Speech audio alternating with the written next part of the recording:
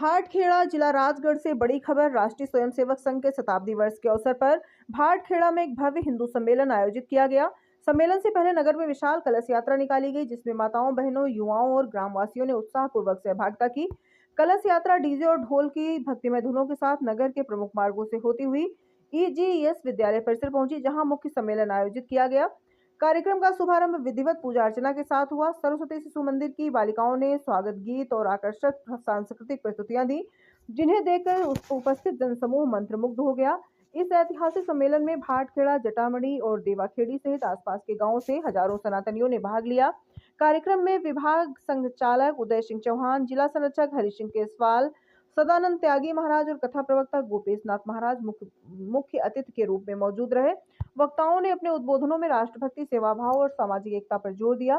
संतों ने संदेश दिया कि सेवा ही सनातन धर्म की आत्मा है और समाज में सद्भाव, जागरूकता और अच्छे आचरण का पालन आवश्यक है। कार्यक्रम के अंत में तीनों गांवों के लोगों के लिए सामूहिक भोजन प्रसाद की व्यवस्था की गई। आयोजन को सफल बनाने में ग्रामवासियों समेत सदस्यों, गुरु कृपा साउंड और छापी खेड़ा पुलिस बल का विशेष सहयोग रहा। तीनों गांवों के लोगों ने एकता और भाईचारे का परिचय देते हुए इस आयोजन को ऐतिहासिक बना दिया। कंपनियां जो साबुन बनाती है उसमें भी चर्बी मिलाती होगी, कुछ भी ऐसा करती होगी जिसके कारण उस साबुन पे लिखा के सात्विक साबुन।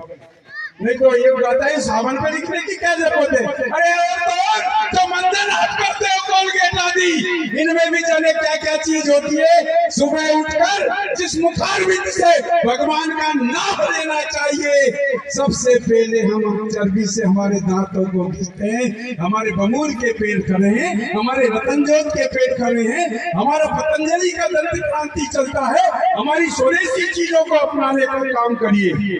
अगर हम स्वदेशी अपनाएंगे तो स्वदेशी व्यक्ति कभी भी अपने धर्म को भ्रष्ट करने का काम नहीं करेगा। याद रखना, जितना VIP होता है उसका सबसे ज्यादा धर्म भ्रष्ट होता है, क्योंकि जितनी भी चीजों को वो वापरता है वो सारी की सारी कहीं न कहीं मांस आदि से मिलावटी होती है, जिससे शरीर भी अपवित्र होता है और आत्मा भी अपवित्र होती है। ध्यान रखिए।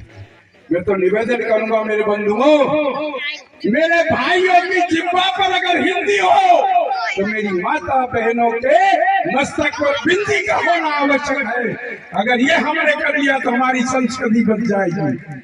हमें अपनी सनातन संस्कृति को बचाने के लिए हमारे आदर्शों को नहीं भूलना चाहिए, अपने आप को पहचानना चाहिए। अच्छा, एक बात बताइए बंधुओं, भगवान ने 84 लाख जीव बनाए। 84 लाख कितने बनाए? 84 लाख जीव बनाए, और 84 लाख जीव में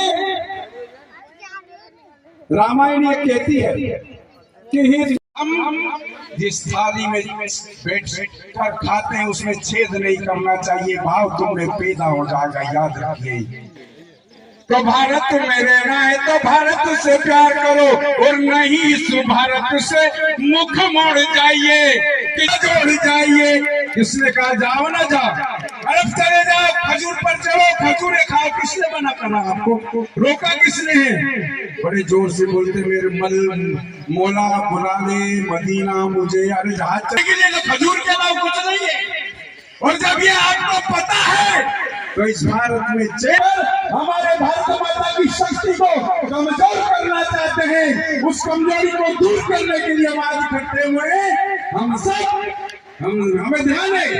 आज बांग्लादेश देखिए, पाकिस्तान देखिए। याद रखना, ऑपरेशन सिंदूर जिस समय हुआ तो पहला निर्णय था कि भारत का नागरिक भारत आ जाए और पाकिस्तान का नागरिक पाकिस्तान चला जाए। तब स्थिति ये बनी कि भारत ने अपने नागरिकों को लिया, वो भी मुस्लिम थे। उसके बाद किया कि हमारे नागरिक है, हमारे देश